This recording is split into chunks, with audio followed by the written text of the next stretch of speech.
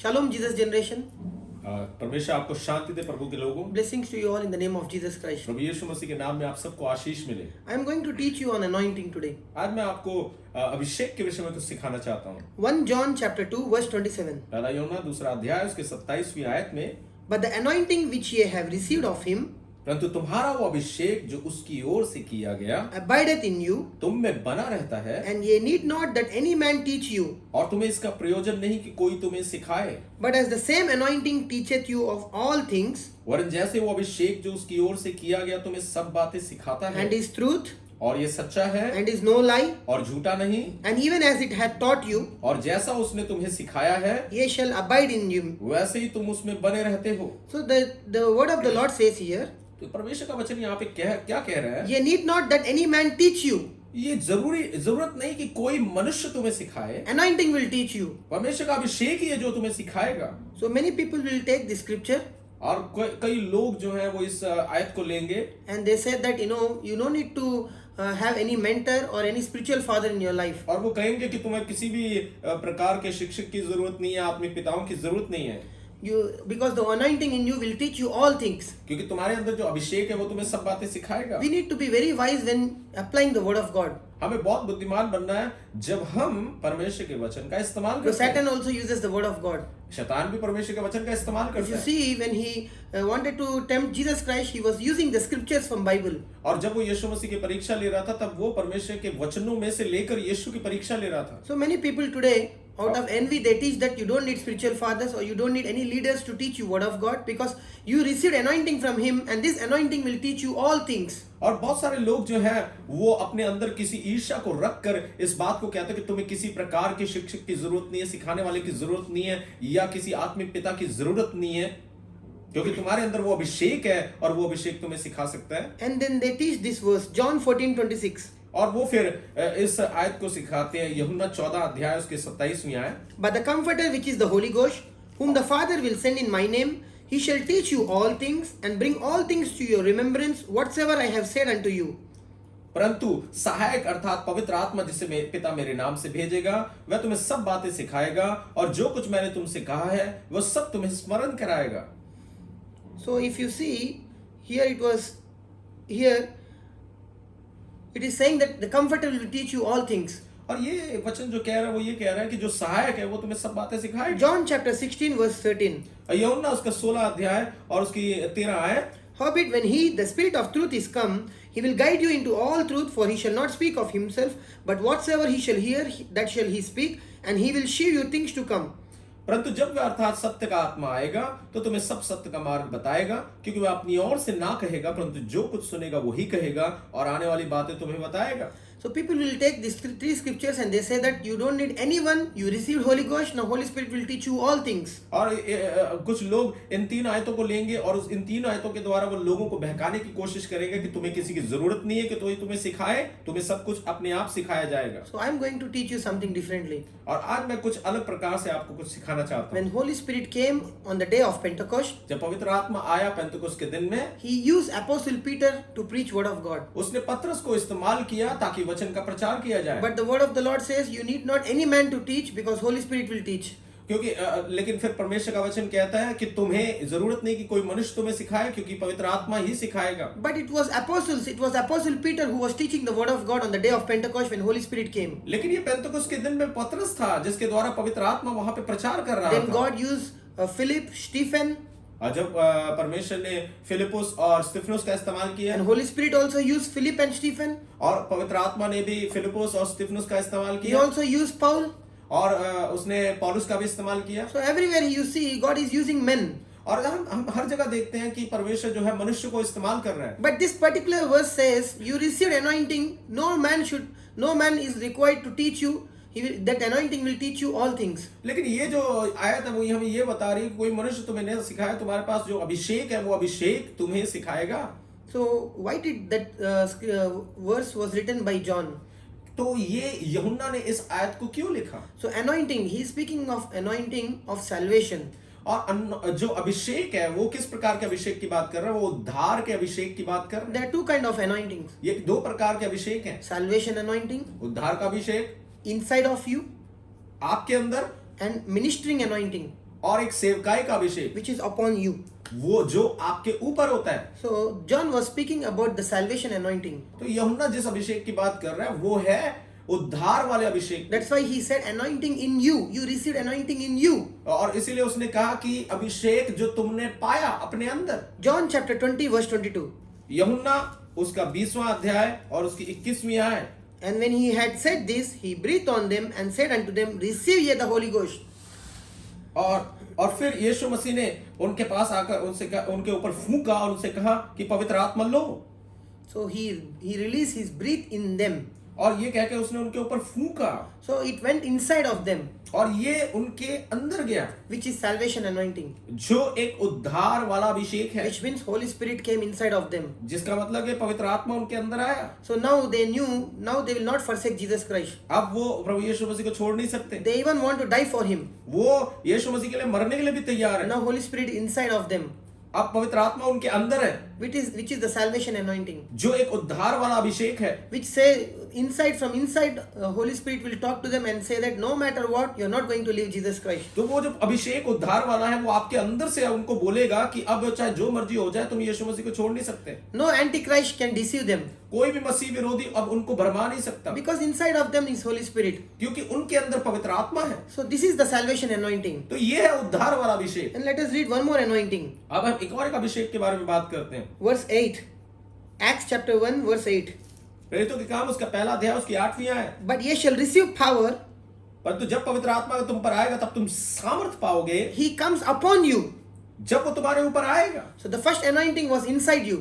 तो पहला जो अभिषेक था वो तुम्हारे अंदर आता है, which makes you to believe Jesus Christ is the Lord and Savior. जो आपको जागरूक करता है कि यीशु मसीह प्रभु है और आपको उस पर विश्वास कर रहे हैं। And the second anointing which came upon them on the day of Pentecost was to minister and to give salvation to other people. और दूसरा अभिषेक जो है वो उनके ऊपर आया ताकि वो सेवकाई कर सके, प्रभु की सेवा कर सके। So we cannot take one verse from 1 John 2:27 that anointing will teach you all things. You no need man of God or any spiritual mentor or father to teach you. और पहला यूहन्ना दूसरा अध्याय उसके 27वीं आयत, एक आयत को लेकर हम ये नहीं कह सकते कि हमें अब किसी मनुष्य की शिक्षा की जरूरत नहीं है, हमारे ऊपर अभिषेक है और अभिषेक हमें सिखाएगा। So let us read why John wrote this. और आइए हम देखें कि यूहन्ना ने इस वचन को क्यों लिखा। Let us read from 1 John chapter 2 verse 18. हम देखते हैं पहला यूहन्ना दूसरा अध्याय उसकी 18 आयत से। Little children, he is writing to immature Christians, little children. वो छोटे बच्चों जो अभी सिद्ध नहीं हुए ऐसे विश्वासी भाई बहनों से बात कर रहे हैं। It is the last time, and as ye have heard that Antichrist shall come, even now are there many Antichrists, which by we know that it is the last time. ये अंतिम समय, जैसे तुमने सुना है कि मसीह का विरोधी आने वाला है, उसके अनुसार अब भी बहुत से मसीह विरोधी उठ खड़े हुए हैं। इससे हम जानते हैं कि ये अंतिम समय है। They went out from us, but they are not of us. For if they had been of us, they would not doubt have continued with us. But they went out that they might make manifest that they were not all of us. वह निकले तो हम ही में से, पर हम में के थे नहीं, क्योंकि यदि हम में के होते तो हमारे साथ रहते, पर निकल इसलिए गए कि ये प्रकट हो कि वह सब हम में के नहीं है। So these were nominal Christians. तो ये जो लोग थे ये नामधारी मसीही लोग थे। They came for a reason to the church. ये सिर्फ एक कारण के कारण ही प्रभु की हजूरी में आए थे। Might be they wanted to come because by seeing the crowd, women, or might be any external things. वो चाहे जिस मर्जी कारणों के कारण आए हो, चाहे किसी स्त्री को देखने के लिए या बड़ी भीड़ को देखने के लिए, उनका मकसद कुछ और ही था। They were not rooted and grounded in God's word. वो परमेश्वर और उसके वचन में जड़ नहीं पकड़े थे। When trials and temptations came, they left church. जब मुसीबतें और आजमाइशें आई तो उन्होंने कलीसियाओं को छोड़ दिया। When false prophets came and said that Jesus is not the Lord, how can a God can come from the womb of woman? How can a God can become flesh? How can God die? God is immortal. God cannot die. So how can God die? So many questions when false prophet rose. So these people, they were carried away by these doctrines. और जब झूठे नबी आते हैं और झूठे नबी आके कहते हैं कि कैसे एक परमेश्वर जो अमर परमेश्वर कैसे एक स्त्री की कोख से पैदा हो सकता था, कैसे एक परमेश्वर जान दे सकता था, कैसे एक परमेश्वर आ सकता था, जब इस प्रकार के झूठे नबी आकर बातें करते हैं तो इस प्रकार के नामधारी मसीही जो हैं वो कलीसियाओं को छोड़ देते हैं। So these people will leave the church now. तो ये लोग ऐसी बातों को सुनकर कलीसियाओं को छोड़ देते But हैं। ye have an unction from the Holy One, and ye know all things. परंतु तुम्हारा तो उस पवित्र से अभिषेक हुआ है और तुम सब कुछ जानते हो। Which means they received the salvation anointing. इसका मतलब ये है कि उन्होंने उद्धार वाला अभिषेक को पा लिया है। This unction is salvation anointing, ये जो उंडेला जाना है, ये उद्धार वाला अभिषेक not है। the ministry anointing. ये सेवकाई वाला अभिषेक That's नहीं why it says you know all things. है। इसीलिए वो कहता है कि तुम सब कुछ जानते हो। We never saw Jesus Christ nails and holes in hands. हमने यीशु मसीह के उन हाथों के सुराख को नहीं देखा। We never saw him resurrected. हमने उसे जीवते होते नहीं We देखा। never saw him dying on the cross. हमने उसे क्रूस पे मरते हुए नहीं Yet we देखा। are believing. फिर भी हम विश्वास करते हैं। Why? क्यों? Because we are baptized in the anointing of salvation. क्योंकि हमने उद्धार के अभिषेक में बपतिस्मा लिया है। That's why we believe blindly that yes, Jesus Christ is my Lord. इसीलिए हम आंखें मूंद कर विश्वास करते हैं कि यीशु मसीह ही प्रभु है। So you cannot be deceived when you receive this Holy Spirit inside of you. आप कभी भी भरमाए नहीं जा सकते जब खुदा का आत्मा का अभिषेक आपके भीतर हो, Because he will not allow you to get deceived. क्योंकि वो पवित्र आत्मा आपको इजाजत नहीं देगा, आपको कभी भी भरमाए जाने नहीं I देगा। have not written unto you because ye know not the truth, but because ye know it, and that no lie is of the truth. Because you know the truth. And what is the truth? That Jesus Christ came in the flesh, he died for us, and he resurrected, and he is our Savior, and he is our Lord. मैंने तुम्हें इसलिए नहीं लिखा कि तुम सत्य को नहीं जानते, पर इसलिए कि उसे जानते हो, और इसलिए कि कोई झूठ सत्य की ओर से नहीं। ये कौन सा सत्य है कि यीशु मसीह आया, यीशु मसीह जिया, यीशु मसीह मारा गया, गाड़ा गया और तीसरे दिन मुर्दों में से जी उठा, He is the Son of God. और वो परमेश्वर का पुत्र है। Then verse 22 says, और 22 आयत क्या कहता है? Who is a liar but he that denieth that Jesus is the Christ? He is the Antichrist, that denieth the Father and the Son. Whosoever denieth the Son, the same hath not the Father, but he that acknowledgeth the Son hath the Father also. यहाँ झूठा कौन है? केवल वह जो यीशु के मसीह होने से इंकार करता है, और मसीह का विरोधी वही है जो पिता का और पुत्र का इंकार करता है। जो कोई पुत्र का इंकार करता है उसके पास पिता भी नहीं, जो पुत्र को मान लेता है उसके पास पिता भी है। So some people, they come with different doctrines saying that Jesus is not the Son of God and there is only one God, that is Father. So believe only Father, there is only Father. And some people will say believe only Holy Spirit. Do not believe Jesus Christ as a Son of God or a God. He is a prophet. So people will come with false doctrines, and some people will deny the existence of Father, Son and Holy Spirit. So what here John is saying is, he who denies the Son of God, Jesus Christ, that he came in the flesh and he died, they are the Antichrist. और इस प्रकार के बहुत सारे झूठे नबी आएंगे जो इस बात को कहने की कोशिश करेंगे कि परमेश्वर जो है वो केवल पिता ही है और वो पुत्र नहीं है, और इस प्रकार से कि यीशु मसीह जो है वो केवल एक नबी है, वो परमेश्वर का पुत्र नहीं है। लेकिन यहाँ पर यीशु मसीह कह रहा है कि झूठा कौन है? वो जो यीशु मसीह परमेश्वर का पुत्र है होने का इंकार करते हैं, जो इस बात का इंकार करते हैं कि परमेश्वर एक शरीर की देह में आया। If anyone tells you different doctrine, go and worship other gods, other goddesses. Many people today are, believing many goddesses and many gods from Christian churches. So if they teach you to worship other gods, he is a false prophet. तो अगर आपके पास कोई आकर आपको कहे कि इस प्रकार से और भी खुदाओं का आप विश्वास करें, और क्रिश्चियन दुनिया में भी, मसीही समाज में भी आज ऐसे क्रिश्चियनों के सामने भरमाया जा रहा है कि दूसरे खुदाओं के जाके आराधना करो और दूसरे खुदाओं के पास जाकर तुम भी सेवा करो, तो इस प्रकार के झूठे नबियों से आप सावधान रहें। Let that therefore abide in you which ye have heard from the beginning. If that which ye have heard from the beginning shall remain in you, ye also shall continue in the Son and in the Father. जो कुछ तुमने आरंभ से सुना है वही तुम में बना रहे। जो तुमने आरंभ से सुना है यदि वह तुम में बना रहे तो तुम भी पुत्र में और पिता में बने रहोगे। The only message they received was Jesus Christ came in the flesh, died, and he resurrected, and now he is sitting on the right hand of Father. He is our master, he is our savior. Without him we cannot go to heaven. That is the only message. If you believe, then you will receive the eternal life. Amen. और इन्होंने जिस बात पर विश्वास किया था कि यीशु मसीह जो है, परमेश्वर जो है वो शरीर में आया, वो मारा गया, गाड़ा गया, तीसरे दिन मुर्दों में से जी उठा, और अब वो स्वर्गीय स्थानों में बिठाया गया है, और इसी बात पर वो विश्वास किया करते थे उन दिनों में। These things have I written unto you concerning them that seduce you. और जिसकी उसने हमसे प्रतिज्ञा की वो अनंत जी, मैंने ये बातें उनके विषय में लिखी हैं जो तुम्हें भरमाते हैं। So there are some people who are seducing these little children. और कुछ ऐसे लोग थे जो उन छोटे नवजात कच्चे विश्वासी लोगों को भरमाने की कोशिश कर रहे थे, और जो गलत प्रकार की शिक्षाएं दे रहे थे, saying that there is a wife to God. और इस प्रकार से कहकर कि परमेश्वर की कोई पत्नी है, saying that Jesus Christ is not the Son of God, और इस प्रकार से कहकर कि यीशु जो है परमेश्वर का पुत्र नहीं है, saying that worship angels. और इस प्रकार से कहकर कि आप स्वर्गदूतों की आराधना So करें। there's some people seducing that he's not the Messiah.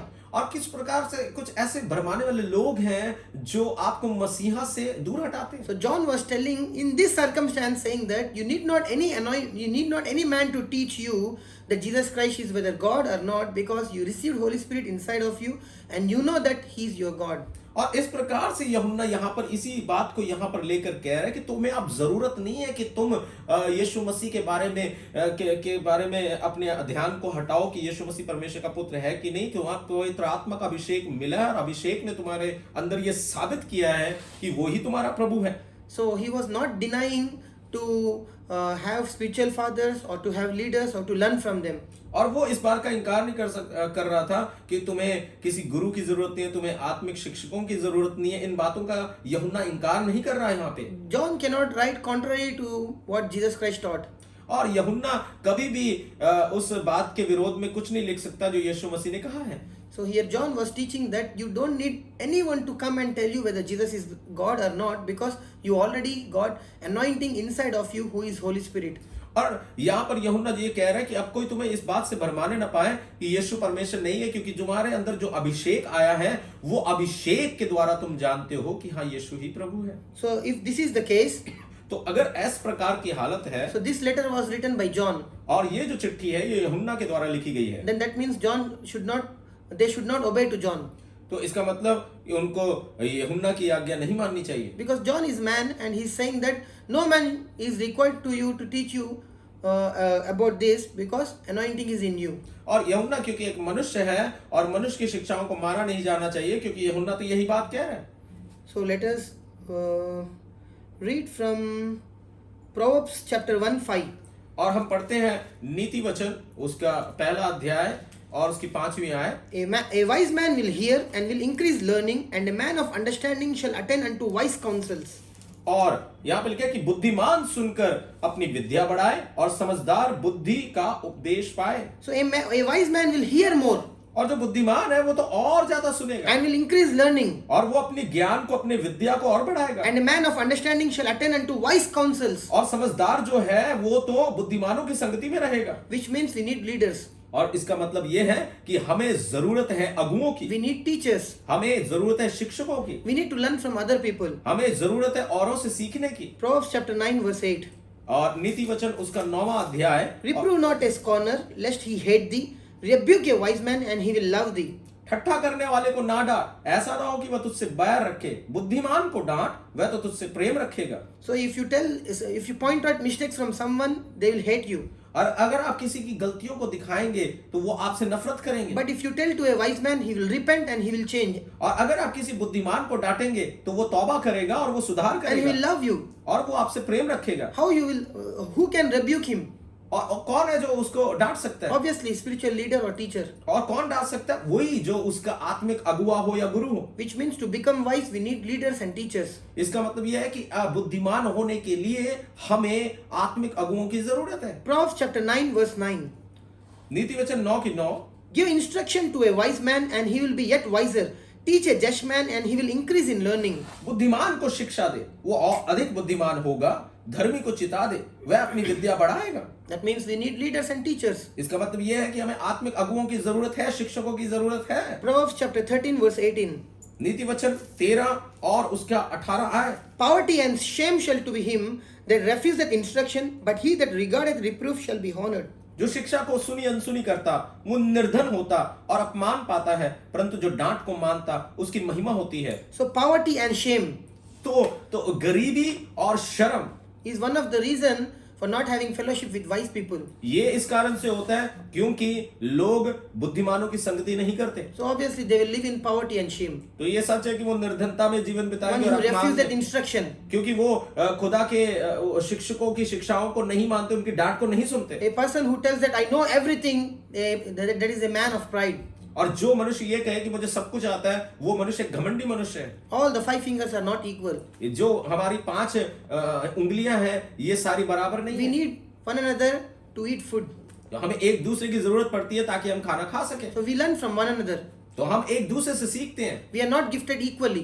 हम सबको एक जैसा वरदान नहीं मिला है। That's why we need to learn from one another. We need to be humble ourselves.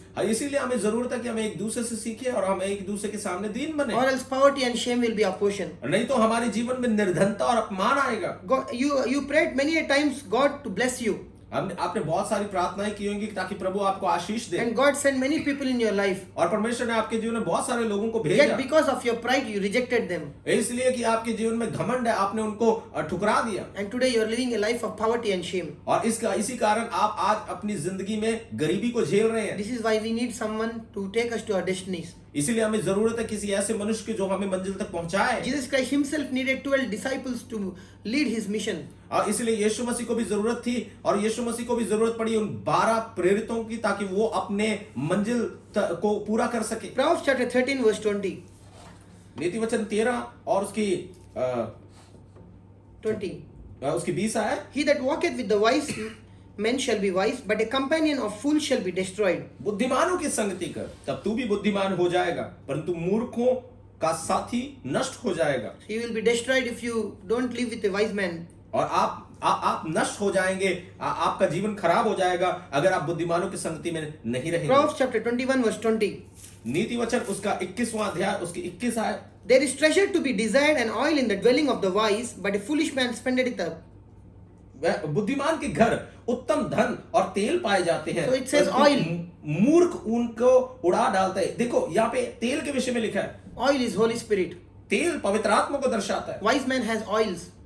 जो बुद्धिमान मनुष्य है उसके पास तेल होता है And they can give that oil. और वो उस तेल को दे सकते They हैं। can teach you about Holy Spirit. वो आपको पवित्र आत्मा के विषय में सिखा सकते हैं। Holy Spirit will use a wise man to teach you many things. पवित्र आत्मा एक बुद्धिमान मनुष्य को इस्तेमाल कर सकता है आपको कुछ बहुतेरी बातों को सिखाने के लिए। They have treasures with them. उनके पास अनमोल धन होता So है। if you reject them, अगर आप उनको ठुकराते हैं, you're rejecting Holy Spirit. आप पवित्र आत्मा को ठुकराते हैं। Obviously, you live a life of poverty and shame. और ये सच बात है, उसके बाद आप एक निर्धनता और अपमान का जीवन ही व्यतीत If करेंगे। God wants to bless you, He will use men. अगर परमेश्वर आपको आशीषित करना चाहते तो वो मनुष्यों का इस्तेमाल If करेगा। Satan wants to destroy you, he will use men. और शैतान अगर आपको खत्म करना चाहता है तब वो भी इंसानों का इस्तेमाल करेगा। This is why to reach our destiny and to get blessings, we need wise men. इसीलिए हमें अपनी मंजिल तक पहुंचने के लिए बुद्धिमान पुरुषों की जरूरत है। Ephesians chapter 4 verse 11 to 14. इफिसियों उसका 4था अध्याय उसकी 11 आयत से 14th verse. उसकी 14 आयत तक। And he gave some apostles and some prophets and some evangelists and some pastors and teachers for the perfecting of the saints, for the work of the ministry, for the edifying of the body of Christ, till we all come in the unity of the faith and of the knowledge of the Son of God, unto a perfect man, unto the measure of stature of the fullness of Christ, that we henceforth be no more children, tossed and to fro, and carried about with every wind of doctrine by the sight of men and cunning craftiness, whereby they lie in wait to deceive. उसने कुछ को प्रेरित नियुक्त करके और कुछ को भविष्यवक्ता नियुक्त करके और कुछ को सुसमाचार सुनाने वाले नियुक्त करके और कुछ को रखवाले और उपदेशक नियुक्त करके दे दिया, जिससे पवित्र लोग सिद्ध हो जाए और सेवा का काम किया जाए और मसीह की देह उन्नति पाए, जब तक कि हम सब के सब विश्वास और परमेश्वर के पुत्र की पहचान में एक ना हो जाए और एक सिद्ध मनुष्य ना बन जाए और मसीह के पूरे डील डॉल तक ना बढ़ जाए, ताकि हम आगे को बालक ना रहे जो मनुष्यों की ठग विद्या और चतुराई से, उनके भरम की युक्तियों के और उपदेश के हर एक झोंके से उछाले और इधर उधर घुमाए जाते हो। So God gave these 5 offices as a gift to the church. तो परमेश्वर ने इन 5 प्रकार के ओहदों को कलीसियाओं को दिया ताकि कलीसिया उन्नत हो। God says for the perfecting of the saints. तो परमेश्वर का वचन क्या कहता है? ये इसलिए दिए गए हैं ताकि पवित्र लोग सिद्ध किए जाएं। The saints are not perfect initially. They still have this sinful nature. तो जो पवित्र जन है वो सिद्ध ऐसे ही नहीं होते, उनके अंदर फिर भी एक पाप वाला स्वभाव होता है। That's why God gave these 5 offices. इसीलिए परमेश्वर ने इस 5 प्रकार की सेवकाइयों को दिया to transform you into the image and fullness of Christ. ताकि आपको बदले मसीह के स्वरूप और समानता में। But if you say I don't need any leaders, no spiritual fathers, then you will live a life of shame and poverty. लेकिन अगर आप कहेंगे कि मुझे किसी की जरूरत नहीं, मुझे किसी आत्मिक पिता की जरूरत नहीं है, तब आप एक गरीबी और एक शर्मिंदगी का जीवन व्यतीत करेंगे। That's a spiritual pride. ये एक आत्मिक घमंड है। So Satan will use the scripture which is written in 1 John as you don't need any man to teach you. और शैतान इस्तेमाल करेगा पहले यूहन्ना की आयत को ताकि आपको वो दिखाए और सिखाए कि तुम्हें किसी चीज की जरूरत नहीं है, किसी की जरूरत Read नहीं है। Bible by yourself. आप वचन को खुद ब खुद पढ़े And you don't need any man to teach you. और तुम्हें जरूरत नहीं है कि कोई मनुष्य तुम्हें सिखाए। So when you went to school, you bought books. Have you read books by yourself or a teacher taught you? हाँ, तो जब आप स्कूल में गए आपने किताबें ली, क्या आपने किताबें खुद पढ़ी या किसी ने आपको किताबें पढ़वाई? Someone led you to Jesus Christ. किसी ने आपको यीशु मसीह की तरफ लेके आया, Someone gave you baptism of Holy Spirit. किसी ने आपको बपतिस्मा दिलवाया। So God used man. परमेश्वर किसी मनुष्य का इस्तेमाल But करता devil है। uses the scripture and says, you need no man to teach you. लेकिन शैतान इस एक आयत का इस्तेमाल करके आपको हटाता है कि That's आपको why, किसी that's मनुष्य why की 14 जरूरत नहीं। verse 14 verse says, then we henceforth be no more children. So God doesn't want us to be children. तो इसीलिए 14 आयत जो इफिसियों की है वो ये कह रही है कि तुम्हें अब बालक नहीं रहना ताकि तुम्हें भरमाए, So that someone will disturb you ताकि कोई तुम्हें भरमा सके with false doctrines. तमाम प्रकार की धोखा देने वाली शिक्षाओं के द्वारा, So you should be rooted and grounded in God's word. ताकि आपको परमेश्वर के वचन में जड़ पाने की जरूरत है। Who will teach? Who will make you to rooted and grounded in God's word? कौन है जो आपको परमेश्वर के वचन में मजबूत बनाएगा, जड़ पकड़ाएगा? These 5 offices of Christ. ये जो 5 ओहदे हैं प्रभु की तरफ से, That's why we need them. इसीलिए हमें जरूरत है इनकी। You cannot say them, I don't need them. आप ये नहीं कह सकते मुझे इनकी जरूरत नहीं है। 1 Corinthians chapter 12 verse 21. पहला कुरिन्थियों उसका 12वां अध्याय और उसकी 10वीं आयत, And I cannot say unto the hand, I have no need of thee, nor again the head to the feet, I have no need of you. क्योंकि इसलिए कि यदि पांव कहे मैं हाथ नहीं इसलिए देह का नहीं, तो क्या वह इस कारण देह नहीं? यदि कान कहे मैं आंख नहीं इसलिए देह का नहीं, तो क्या वह इस कारण देह का नहीं है? So even the small parts in our body are very important. इसलिए और देखा जाए तो हमारे अंगों में जो छोटा अंग भी है उसकी भी हमें जरूरत है। So these Corinthians, they receive anointing.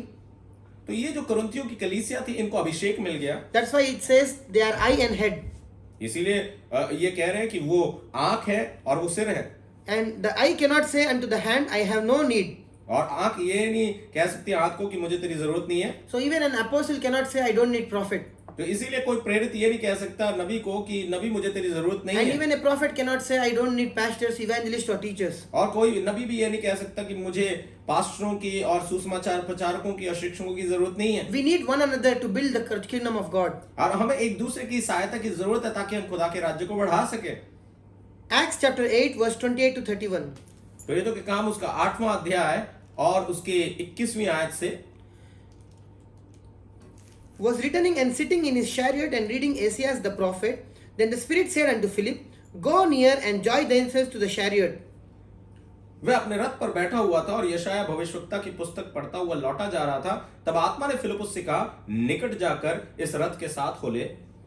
So the Spirit is as that person is reading the Bible, he is unable to understand. Now Holy Spirit is saying to Philip, Go to that person and teach him. यहाँ पर एक मनुष्य है जो वचन को पढ़ रहा है, बाइबल को पढ़ रहा है, लेकिन इसको बाइबल समझ में नहीं आ रही। इसलिए पवित्र आत्मा एक मनुष्य फिलिपुस को उठाता है और फिलिपुस को कहता है कि जा और उसको इस वचन का अर्थ समझा। Even to give salvation to that person, the powerful Holy Spirit is using a man. और इस मनुष्य को उद्धार दिलवाने के लिए पवित्र आत्मा एक मनुष्य का इस्तेमाल करता है ताकि उसका उद्धार हो जाए। Though he is almighty, चाहे वो सर्वशक्तिमान है, still he is following the order. तो भी वो एक क्रिया को पूरा कर रहा है। Because it is God who set the order, like apostles, prophets, evangelists, pastors, teachers. So Holy Spirit is following the order which is given by God. और जिस प्रकार से परमेश्वर ने भी एक जरिया बनाया, एक तरीका बनाया, जिस प्रकार से प्रेरित है, नबी है और सुसमाचार प्रचारक है, शिक्षक है, पास्टर है, उसी प्रकार पवित्र आत्मा ने भी उसी तरीके को ही ध्यान में रखा हुआ है। And he said, How can I except some man should guide me? And he desired Philip that he should come up and sit with him. और उसने ये नहीं कहा कि मुझे कोई मनुष्य क्यों क्या सुनाएगा, लेकिन उसने फिलिपुस का स्वागत किया और फिलिपुस को उसने कहा कि मेरे को आकर समझा इसके बारे में। उसने कहा जब तक कोई मुझे ना समझाए तो मैं कैसे समझूं। That means we need someone. इसका मतलब ये है कि हमें किसी की जरूरत है। So God will use a vessel. और परमेश्वर किसी किसी प्याले का इस्तेमाल करेगा to give salvation, ताकि हमें उद्धार मिले, to heal, to deliver, to teach. ताकि हमें चंगाई मिले, ताकि हमें छुटकारा मिले। So never reject these God-sent people in your life, तो कभी भी परमेश्वर के भेजे हुए सेवकों का आप ठुकराइए ना उन्हें, or else you will live a life of poverty and shame. नहीं तो आप आप एक गरीबी का और एक शर्मिंदगी का जीवन व्यतीत करेंगे। God has answered your prayer by sending a man into your life. परमेश्वर ने आपकी प्रार्थना का उत्तर दिया ताकि एक मनुष्य को आपके जीवन में भेजने के But द्वारा। if you reject them, पर अगर आप उन्हें ठुकरा देते हैं, obviously you will live a life of poverty. तो फिर ये सच है कि आप एक गरीबी का जीवन व्यतीत Humble करेंगे। yourselves in the sight of God and He will exalt you. दीन हो जाए परमेश्वर के नजरों के सामने, तब आपको परमेश्वर उठाएगा। 1 John chapter 1 verse 3 and 7. पहला यूहन्ना उसका पहला अध्याय उसका तीसरा आयत, That which we have seen and heard declare we unto you, that ye also may have fellowship with us. And truly our fellowship is with the Father and with His Son Jesus Christ. जो कुछ हमने देखा और सुना है उसका समाचार तुम्हें भी देते हैं, इसलिए कि तुम भी हमारे साथ सहभागी हो। So he is saying, John is saying, have fellowship with us. और यहाँ पे यूहन्ना क्या कह रहा है कि हमारे साथ तुम संगति करो। But in one verse he was saying, no man needed that they should teach you. और लेकिन एक और एक आयत में वो कहता है कि कोई भी मनुष्य तुम्हें ना सिखाए। But here John is saying, fellowship with us. We know Jesus Christ very well. और यहाँ पर यूहन्ना कह रहा है कि तुम हमारे साथ संगति करो, हम यीशु को अच्छी तरीके से जानते हैं, We will teach you more.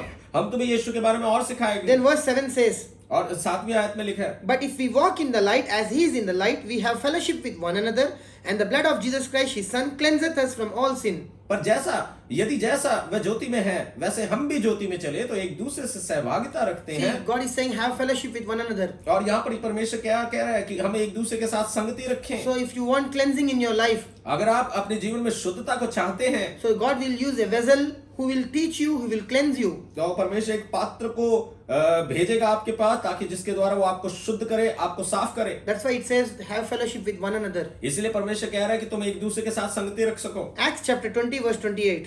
प्रेरितों के काम उसका 20वां अध्याय और उसकी 28वीं आयत, Take heed therefore unto yourselves and to all the flock over the which the Holy Ghost had made you overseers, to feed the church of God which he had purchased with his own blood. इसलिए अपनी और पूरे झुंड की चौकसी करो जिसमें पवित्र आत्मा ने तुम्हें अध्यक्ष ठहराया कि तुम परमेश्वर की कलीसिया की रखवाली करो जिसे उसने अपने लहू से मोल लिया है। So though Jesus Christ died for you, चाहे यीशु मसीह आपके लिए मर गया है, though Holy Spirit is with you, चाहे यीशु का पवित्र आत्मा आपके साथ है, still God is saying, फिर भी परमेश्वर ये कह रहा है, I kept overseers.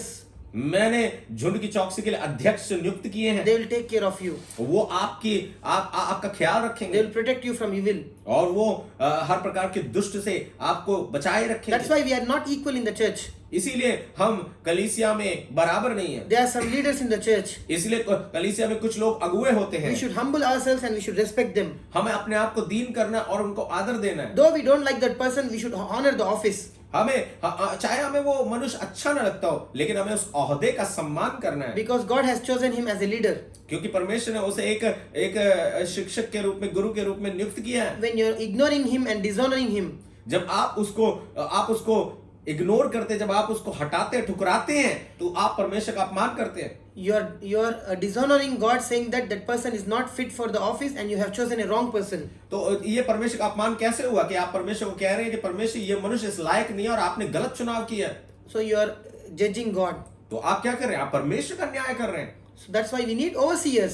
तो इसीलिए आपको जरूरत है Who will take care of the अध्यक्षों church? की, Who will take care of the church? जो कलीसिया की देखभाल करे। And church and leaders are not at the equal level. और जो कलीसिया और वो अगुए हैं वो बराबर नहीं है। God has blessed the overseers with different gifts. जो परमेश्वर ने अगुओं को अलग अलग प्रकार के वरदानों से आशीषित किया है। Hebrews chapter 13 verse 17. इब्रानियों उसका 13वां अध्याय और उसकी 17 आयत। Obey them that have the rule over you and submit yourselves, for they watch for your souls as they that much give account, that they may do it with joy and not with grief, for that is unprofitable for you. अपने अगुओं की आज्ञा मानो और उनके अधीन रहो। So he's saying submit. और वो यहाँ पे क्या कह रहे हैं? Many अपने people- आप को उनके अधीन करो। God himself is saying submit to them. परमेश्वर खुद कह रहा है कि उनके अधीन हो जाओ। And when spiritual fathers lead their sons, many people mock and say, see how that man of God is making that sons to make work for him for his ministry. Yes, Bible is saying submit to your elders whom God has chosen. और जिस प्रकार से आज अगर आत्मिक जो पिता होते हैं वो अपने संतानों को, आत्मिक संतानों को जब वो आत्मिक संतान उनकी सेवा करते हैं तो लोग मजाक उड़ाते हैं कि देखो वो उनसे कितना काम करवा रहे हैं, जब खुदा का वचन ही यहाँ पे कह रहा है कि तुम उनके अधीन हो जाओ, For they watch for your souls. क्योंकि वो तुम्हारे प्राणों के लिए जागते रहते हैं, They are working for your spirit. क्योंकि वो तुम्हारे प्राण के लिए, आत्मा के लिए काम कर रहे हैं। So if you don't submit to them, that is not profitable to you. अगर आप उनके अधीन नहीं होते तो ये आपको कोई फायदा नहीं देगा। So that's why you need to submit to your leaders. इसीलिए आपको जरूरत है कि आप अपने अगुओं के अधीन हो जाएं। So what I am teaching you from all these verses, तो इन सारी आयतों के द्वारा मैं आपको सिखाना क्या चाह रहा हूँ, we need to have leaders in our ministry. हमें अपने जीवन में अगुओं की जरूरत है, We need सेवकाई spiritual में। fathers. हमें आत्मिक पिता की जरूरत We है, need instructors and wise men and teachers हमें बुद्धिमान पुरुषों की और शिक्षकों की जरूरत है अपने जीवन में, to reach our destinies. ताकि हम अपनी मंजिल में पहुंच सके। 1 Thessalonians chapter 5 verse 12 to 13. पहला थिस्सलुनीकियों उसका 5वां अध्याय उसकी 13 आयत से From 12 to 13. उसकी 12-13। And we beseech you, brethren, to know them which labor among you and are over you in the Lord, and admonish you, and to esteem them very highly in love for their work's sake, and be at peace among yourselves. ए भाइयों, हम तुमसे विनती करते हैं कि जो तुमने परिश्रम करते हैं और प्रभु में तुम्हारे अगुए हैं और तुम्हें शिक्षा देते हैं, उनका सम्मान करो। So he's saying, respect them. और यहाँ पे वचन कह रहा है कि उनका सम्मान करो, आदर करो। Those who minister word of God, और जो तुम्हें परमेश्वर का वचन सुनाते those हैं, those who are prospering your soul, और जो तुम्हारे प्राण का उन्नत करवा रहे हैं, you should respect them. और उनका सम्मान करना You जरूरी should है, be under them, और तुम्हें उनके अधीन रहना है। because it says, and are over you in the Lord, and admonish you. और वो जो तुम्हें प्रभु में बनाए रखते हैं और तुम्हारे और प्राण को उन्नति देते हैं। And also says, esteem them very highly in love for their work's sake. और यहाँ पे लिखा है उनके काम के कारण प्रेम के साथ उनको बहुत ही आदर के योग्य समझो। So today, if spiritual sons, if they respect fathers, many people will mock. और आज अगर आत्मिक जो बेटे हैं वो आत्मिक पिता का आदर करते हैं तो लोग मजाक उड़ाते हैं। God the Father in heaven, परमेश्वर जो स्वर्गीय पिता है स्वर्ग में, He Himself wrote a word, blessed are the feet of those who preach gospel. और उसने खुद कहा कि धन्य है उनके पांव जो मेल मिलाप का सुसमाचार सुनाते हैं। Imagine their body, how much God is pleased with them. और आप सोच के देखिए कि उनका जो देह है वो कितनी ज्यादा आशीषित When होगी God is honoring their feet. जब परमेश्वर उनके पैरों के बारे में ये कह रहे This हैं। is why if you see in the book of Acts, इसीलिए आप देखेंगे कि प्रेतों के काम उसके प्रेतों के काम में all the people were giving money and putting at the feet of apostles. और जो लोग थे वो अपने सारे पैसों को प्रेरितों के पैरों पर जाकर रख रहे थे। That is how they were serving and honoring them. इसी प्रकार से वो परमेश्वर के दासों की सेवा टहल कर रहे थे, आदर कर रहे थे। That's the honor God plays on leaders and teachers. ये एक आदर है जो परमेश्वर अगुओं को प्रदान करता है। So it says, and we beseech you, brethren, know them. और ये कहते कि हे भाइयों, हम तुम्हें समझाते हैं और उनके काम के कारण, प्रेम के कारण बहुत ही आदर की योग्य समझो। They are saying, know them. और वो कह रहा है कि उनको तुम जानो। That means, help in their ministry. और इसका मतलब यह है कि आप उनकी सेवकाई में उनके संगी बन जाए, उनकी मदद करें। Make their burden easy. और उनके जो उनका जुआ है उसको आसान करें। It's like Levites. और ये एक लेवियों के काम जैसा है। Like they were taking care of all the work in the tabernacle, and it was very easy for Aaron to pray for them. और ये लेवियों की तरह जो लेवी परमेश्वर के भवन में हर प्रकार का काम किया करते थे और ये हारून के बड़ा आसान हो जाता था। So they were submitting to Aaron. और वो सब जो है वो हारून महायाजक के अधीन हो रहे थे। So this was designed by God about ministry in Old Testament. और ये परमेश्वर का एक प्रकार का नक्शा था कि किस प्रकार से सेवकाई होगी। But today we say, I don't need spiritual father. लेकिन आज हम क्या कहते हैं कि हमें आत्मिक पिता की जरूरत I don't नहीं want to है। serve in church. हमें तो खुदा के घर में काम करने की जरूरत नहीं We है। all are equal in the house of God. हम सब एक बराबर है परमेश्वर के भवन में। That is very wrong, my brethren. ये बहुत गलत है मेरे भाइयों। As per the word of God, what I am teaching you. ये परमेश्वर के वचन के अनुसार मैं तुम्हें क्या समझाने की Though Holy कोशिश कर Spirit रहा is हूँ। inside of you, चाहे पवित्र आत्मा हमारे अंदर क्यों ना हो, still He is saying, go and submit to your leaders. वो फिर भी ये कह रहे कि जाओ और अपने अगुओं के अधीन हो जाओ। Romans chapter 13 verse 1 to 2. Romeo उसका 13वां अध्याय और उसकी पहली 2 आयतें। Let every soul be subject unto the higher powers, for there is no power but of God, the powers that are be ordained of God. Whosoever therefore resisted the power, resisted the ordinance of God, and they that resist shall receive to themselves damnation.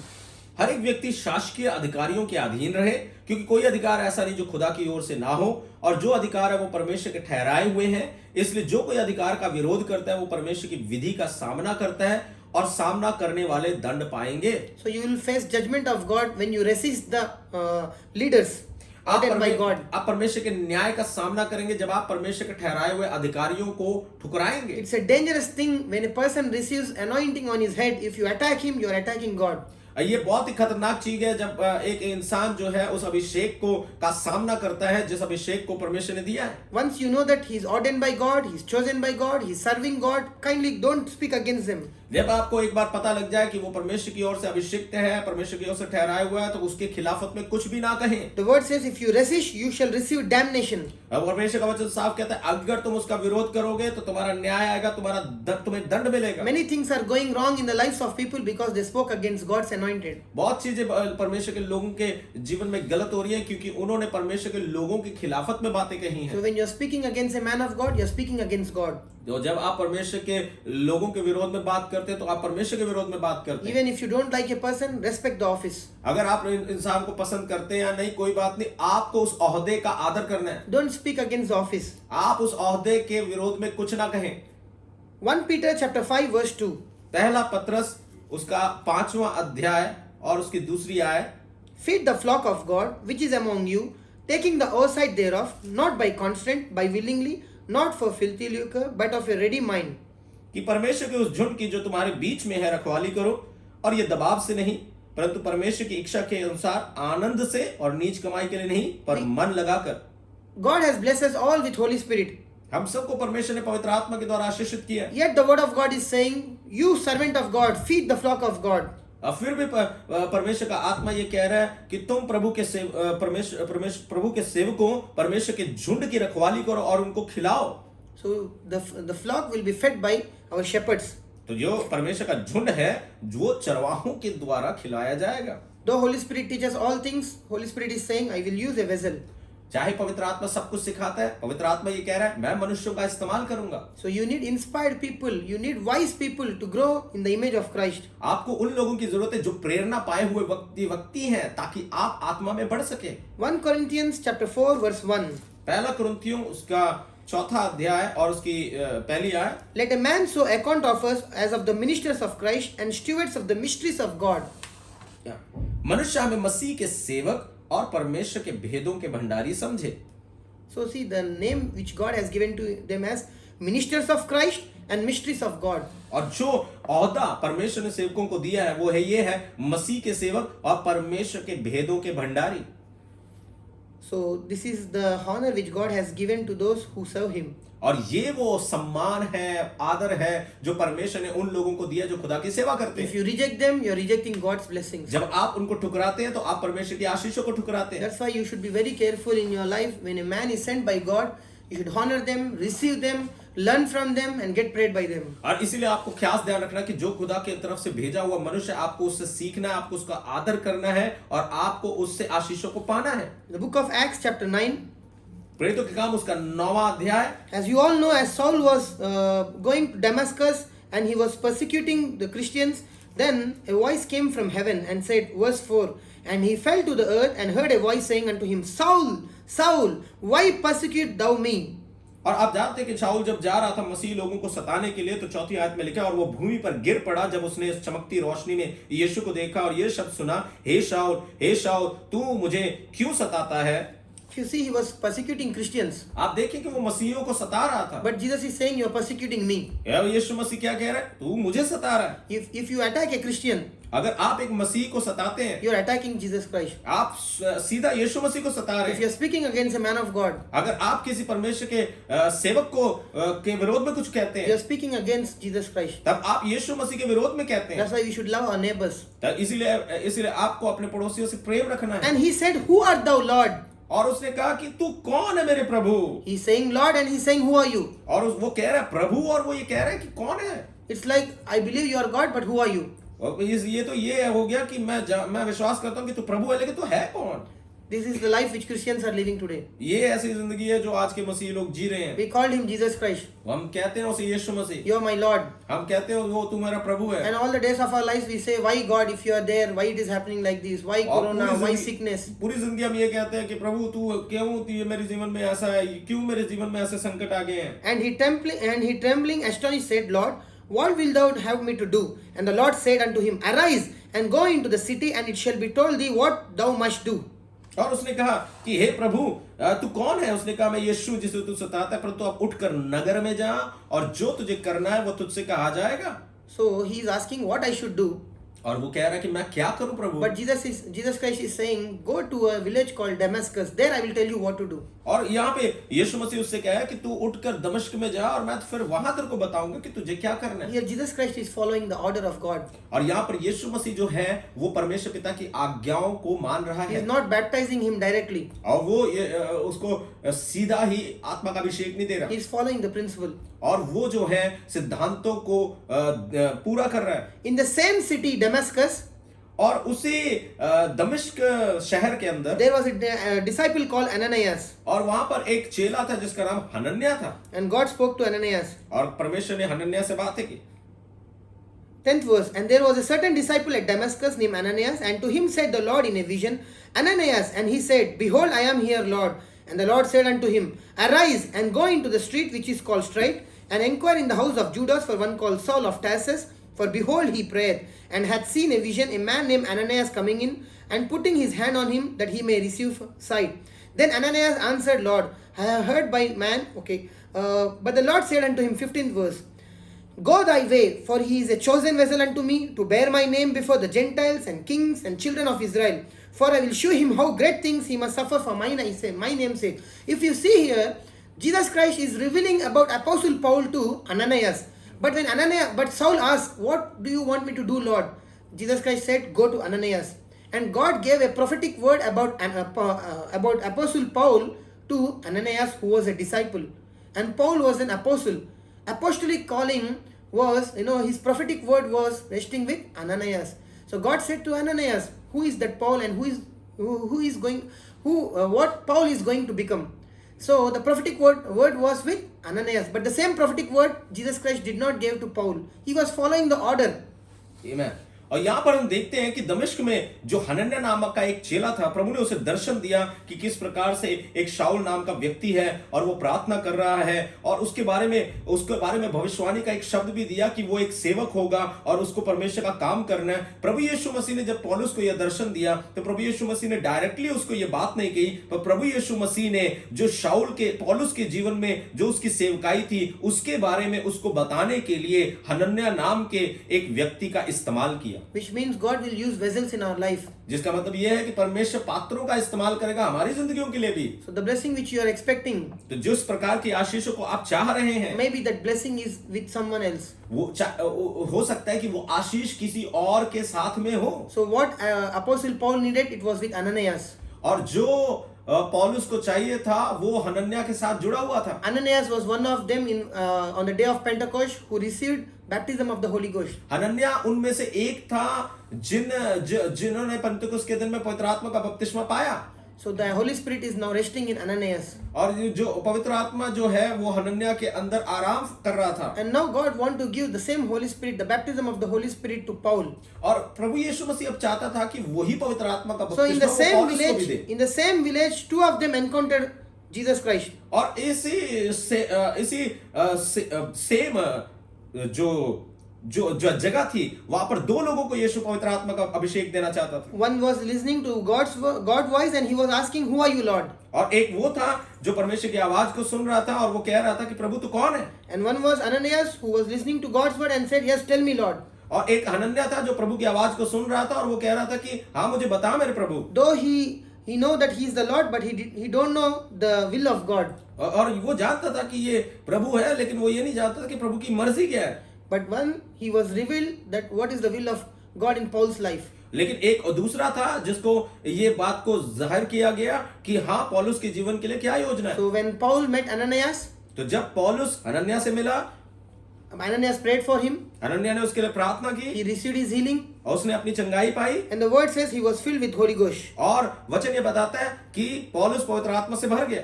So if you want a prophetic gift, अगर आपको एक भविष्यवक्ता का वरदान then चाहिए God will send you to a prophet. तब परमेश्वर आपको एक नबी के पास If you भेजेगा। want healing gift, अगर आपको चंगाई का वरदान God चाहिए will send you to healer, परमेश्वर आपको चंगाई करने वाले के पास भेजेगा। the person who is possessing healing anointing. जो एक ऐसे व्यक्ति के पास जिसके पास चंगाई का अभिषेक है। When you go to that person, respect the office, bow before him, give him offering and get prayed by him, you will receive that anointing. आप उसके पास जाएंगे तो आप उसको आदर करें, आप उसको अपनी भेंट दें, तब उसका फल आपको मिलेगा।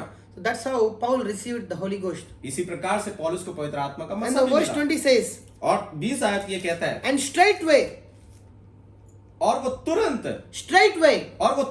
he preached Christ in the synagogues. और वो आराधनालयों में जाकर यीशु का प्रचार करने He is लगा the Son of God. कि वो परमेश्वर का पुत्र है। Immediately, और वो तुरंत he became a man of God. और वो तुरंत परमेश्वर का जन बन गया। And in your life, straightway, और आपके जीवन में भी एकदम से ही if you want the miracles from Holy Spirit, अगर आप चाहते हैं कि पवित्र आत्मा की तरफ से चमत्कार होने लग go जाए, and submit to the offices ordained by God. आप जाएं और उन ओहदों के अधीन हो जाएं Be humble. जिनको खुदा ने ठहराया है। Be आप humble. दीन बने So that you will receive the grace of God. ताकि आप परमेश्वर के अनुग्रह को प्राप्त करें। So this is what I wanted to teach. और यही चीज थी जिसे मैं आपको सिखाना चाहता था। I was making a difference, that an anointing of salvation and anointing of ministry. और मैं इसमें फर्क दिखा रहा था, वो अभिषेक जो उद्धार वाला होता है और वो अभिषेक जो सेवकाई वाला होता है। So we need inspired people. और हमें जरूरत है प्रेरणा पाए हुए व्यक्तियों की। People who are already reached the destiny. वो लोग जिन्होंने पहले से ही मंजिल को प्राप्त कर लिया So है, that we can follow them and reach our destinies. ताकि हम उनका पीछा करें और हम भी मंजिल को प्राप्त करें। May you receive your spiritual fathers. आप अपने आत्मिक पिताओं को प्राप्त करें। May you receive prophetic dreams. आपको आपके भविष्यवक्ताओं का आपको सपने आने शुरू हो जाए, As Saul received. जैसे शाऊल ने प्राप्त किया। May your spiritual fathers visit you in your dreams. आपके आत्मिक पिता आपके सपनों में आके आपको दर्शन दे, So that you can follow them ताकि आप उनका पीछा करें and reach your destinies. और आप अपने मंजिल को पा सकें। May the Holy Ghost visit you tonight. आप पवित्र आत्मा आपके घर में, आपके जीवन में आपके पास आए आज की रात, And may He reveal you who is your leader and teacher. और आपको प्रकट करे कि कौन आपका गुरु है और कौन आपका शिक्षक है। Shalom, Jesus generation. प्रभु आपको आशीष दे प्रभु के लोगों। Thank you, Jesus. प्रभु का धन्यवाद हो।